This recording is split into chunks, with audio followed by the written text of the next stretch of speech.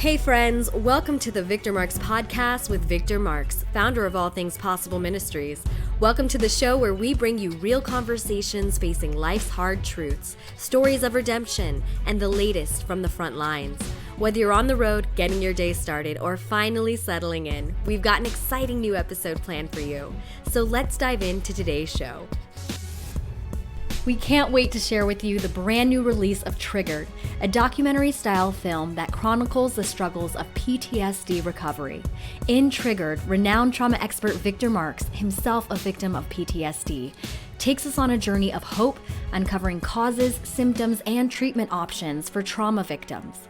Unscripted, raw, and authentic interviews of victims and medical experts reveal how those suffering from trauma can be freed from its life-crippling effects.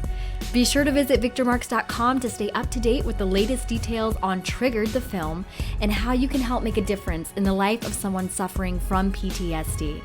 Here is Victor and Eileen Marx on the journey and recovery of trauma and PTSD. You don't know how much I'm dying inside, and I need help. You know, my behavior started going really crazy. I felt crazy. My wife would be afraid. My kids would be scared of me. And this wasn't me, and yet it was. And then it started making sense. It's trauma that he has been trying to deal with. Over the past 2 decades, I've dedicated my life to helping those who suffered from trauma and the effects of it. This sweet baby, look, her face and head was hit because of an explosion, ID because of ISIL. My name is Victor Marx, and in this film, I'll be your guide on a journey to find and fight an unseen enemy known as PTSD. Right out of high school, I joined the United States Marine Corps. From there, I became a competitive shooter and an instructor in the Corps. I then got into a martial arts career and had the privilege of training over 30 world champions, and then worked for years with special operations personnel. I'm best known probably for being the world's fastest gun disarm man. As a result of my first film, The Victor Marx Story, we really had an overwhelming response from first responders, the military, to the general public, realizing that they were suffering from the effects of trauma. My father didn't claim me as his kid. My mother would marry 6 times. I went to 14 schools, 17 different houses. But what really took a toll on me, I guess, was the child abuse. When you're raised in an unstable environment, bad things happen to good kids. And unfortunately for me, I suffered abuse at the hands of multiple folks, but there was torture involved.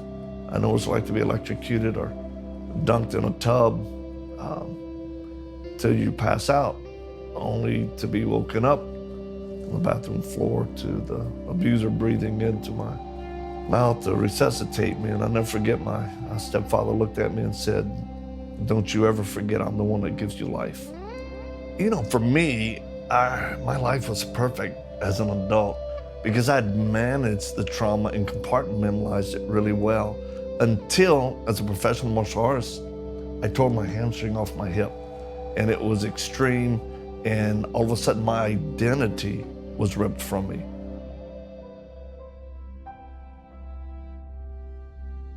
I didn't know what to do. I saw my husband destroying this chair because it broke my son's arm. That was probably one reaction that I saw my husband do that was not normal to me. I went ahead and got crazy on that chair. I destroyed it so that it would never have a chance to hurt my son again. That felt normal to me. That's how he dealt with it. I mean, I'm looking at it. The chair didn't do anything. It's not the chair's fault. But this is how Victor was processing my son breaking his arm. Really, because of this physical trauma that was traumatic to me, as an adult, it really triggered things from my past. I went into a Great Depression. I got put on medication. and my life became upside down. Many doctor visits, tons of medication, and actually, when it was all said and done, they really missed what was truly happening to me. They said I was bipolar. So a friend gave Victor some Zoloft because he noticed he was very depressed. And actually the Zoloft, I think, backfired because it put him in a mania. And it was causing problems with our marriage because he became not abusive, but he, for instance, wrote with a permanent marker on the wall a message to me that was not nice. And he put a dagger in the wall. And at that time, we both knew I needed to leave with the kids because he even said it. I packed her and the kids up in the car saying, you need to spend time with your family. You can get away from me. So I think this was the beginning of his vault opening up, of everything that was going on in his soul that I really never knew about. This was the beginning of it. You know, when you struggle with post-traumatic stress disorder, and you don't really know what it is or where it's coming from, you'll take it out on other people. You snap, there's anger. For me, there was violence. And it even went against my own conscience, which made me despise myself and who I'd become. And unfortunately, I took out a lot on my wife. I'm glad she never gave up on me. You know, during the 10 years of, part of that was medicine, part of it wasn't, I didn't have a lot of people to talk to, so I didn't. And we had 3 children, we had a business, and I was homeschooling. So I didn't really have a luxury to kind of share what's happening. I think I just did it. I just lived our life the best that we could. I think what motivated me to get counseling was during Victor's really irrational behavior, there was actually things being triggered in me from my childhood. Because my father was an abusive alcoholic. He served in the Korean War, and I know he suffered from trauma. So there were times that Victor would react towards our kids in a way that scared me so much. As an adult now, I see him treating our kids in a way, it kind of brought me back to being a child and not being able to do anything about it. So there were times that I actually prevented Victor from disciplining our children because of my own fear. I mean, I felt like this uncontrollable, at times raging person that I didn't trust. And I hated that about myself because I had prided myself on being self-disciplined and having control over myself, especially physically because of my background. Now all of a sudden, my mind wasn't working, and I was volatile.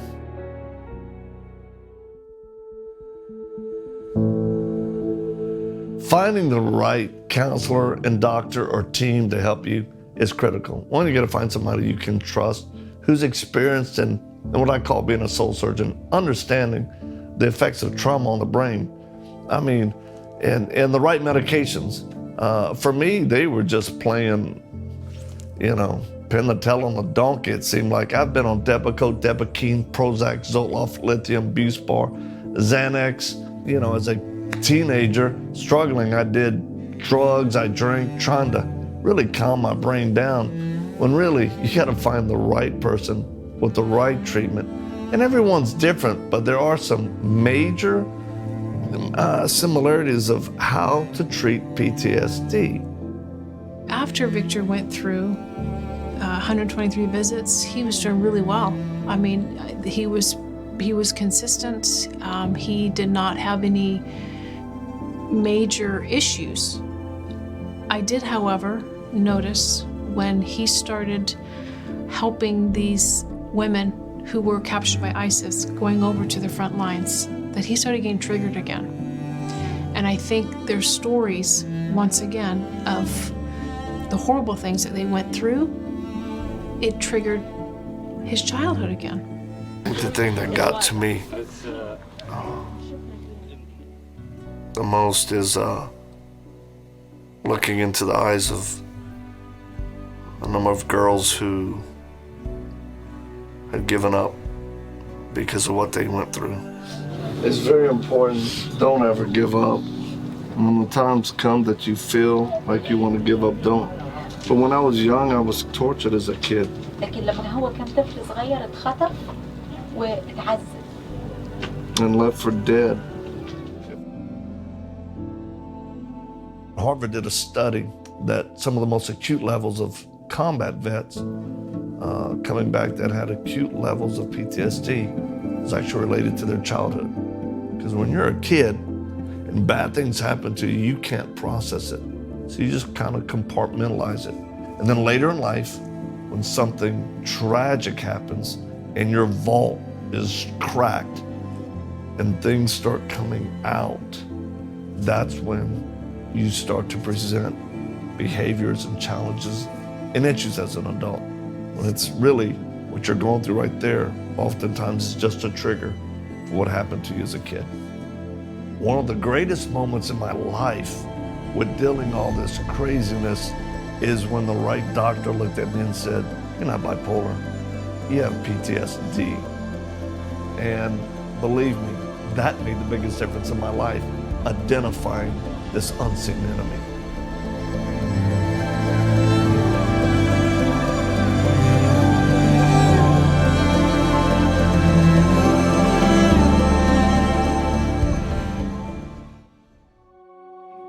You know, the healing process of treatment is different.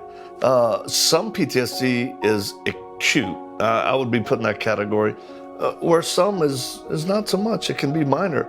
And really, 1 visit, 2, 3, 4, a couple of weeks, you really could actually have enough healing and effectiveness in that course of treatment that, boom, you're done.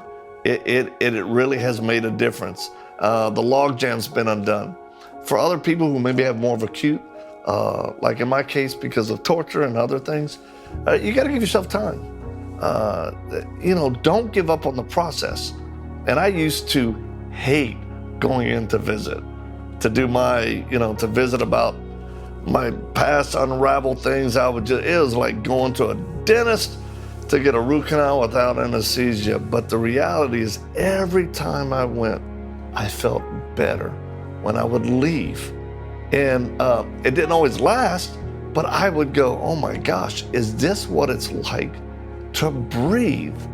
And you could almost say I felt like I was so far under the water. Every treatment, I would come up a little bit more. I could see the light. I would come up and the pressure against me would start to dissipate. And that always gave me hope. Soon. And by the time I was done, the quality of my life had so increased that I knew it was worth it. And I would encourage any of you, don't ever give up on the process. Never give up. I tell people, your behavior tells on you. And trying to hold down things that have happened to you, it's like pushing a beach ball into water and hoping it doesn't pop up. But the right wave, the right setting, it will pop up. And then people see it and you know it. And that's what happened to me. The reality that I've seen over the years of working and helping people is that it's a tremendous improvement in the quality of your life for those who actually identify that they have trauma and seek help and treatment for it. I think the advice that I would give to a spouse who is struggling with seeing their loved one suffer, I think the first thing is to understand that they don't want to feel like this. This is not something that they enjoy. It is painful, but I think as a spouse, you hold a key in their healing. And whether or not you see it now, if you push in with them and do what you can, use your influences, love them, let them know you're never going to leave them, you're going to be in this with them for the long haul. I think that's crucial for their healing. Healing is a journey. I mean, I would like to be healed 100% with no issues anymore. But the reality is, there's always going to be a little something. And depending on your life situation or what you do, you could get re-triggered even when you're feeling great. So if you're suffering from the effects of trauma, or you suspect someone you know is suffering from the effects of trauma, I encourage you to seek help. And we've really made some great opportunities for you to receive resources to help you through this journey.